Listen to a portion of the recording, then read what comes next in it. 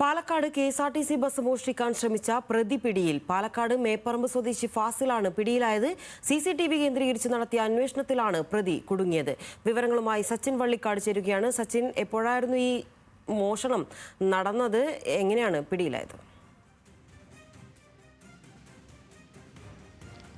ലിൻഷ, കഴിഞ്ഞ 7-ാം തീയതി പുലർച്ചെയോടുകൂടിയാണ് Palakkad KSRTC bus സ്റ്റാൻഡിൽ നിന്നും KSRTC ബസ് മോഷണം പോകുന്നത്. തുടർന്ന് ടൗണിൽ, അതായത് പാലക്കാട് നഗരത്തിൽ നിരവധി ഭാഗങ്ങളിലെല്ലാം കറങ്ങിയതിന് ശേഷം ബസ് പിന്തുടർന്ന് ഉദ്യോഗസ്ഥർ എത്തുന്നുണ്ട് എന്ന് അറിഞ്ഞതിനെ തുടർന്നാണ് പാലക്കാട് മംഗളം ടവറിന് സമീപം ബസ് ഉപേക്ഷിച്ച് പ്രതികൾ മുങ്ങിയത്. പ്രധാനമായും CCTV ദൃശ്യങ്ങൾ കേന്ദ്രീകരിച്ചുകൊണ്ടായിരുന്നു പാലക്കാട് സൗത്ത് പോലീസിന്റെ അന്വേഷണം ഉണ്ടായിരുന്നത്. അതിൽ ബസ് കടത്തിക്കൊണ്ടുപോകുന്ന ദൃശ്യങ്ങളെല്ലാം വ്യക്തമായിരുന്നു. രണ്ടുപേർ ഇരുചക്ര വാഹനത്തിലെത്തി KSRTC ഡിപ്പോക്ക് അടുത്തു നിന്നും ബസ് കവരുന്ന ഒരു കാഴ്ച CCTV ദൃശ്യങ്ങളിൽ ഉണ്ടായിരുന്നു. തുടർന്ന് പാലക്കാട് മേപ്പറമ്പ് സ്വദേശികൾ തന്നെയാണ് പ്രതികളെന്ന് പോലീസ് കണ്ടെത്തിയിരുന്നു. എന്നാൽ പ്രതികളെക്കുറിച്ച് യാതൊരു വിവരവും പോലീസിനുണ്ടായിരുന്നില്ല. കാരണം മൊബൈൽ ഫോണൊക്കെ സ്വിച്ച് ഓഫ് ചെയ്തുകൊണ്ട് പ്രതികൾ ഒളിവിൽ പോയിരുന്നു. കഴിഞ്ഞ 2 ആഴ്ചയിലധികമായി പോലീസിന്റെ നേതൃത്വത്തിൽ ശക്തമായ രീതിയിൽ തമിഴ്നാട് കേന്ദ്രീകരിച്ചുകൊണ്ട് തന്നെയാണ്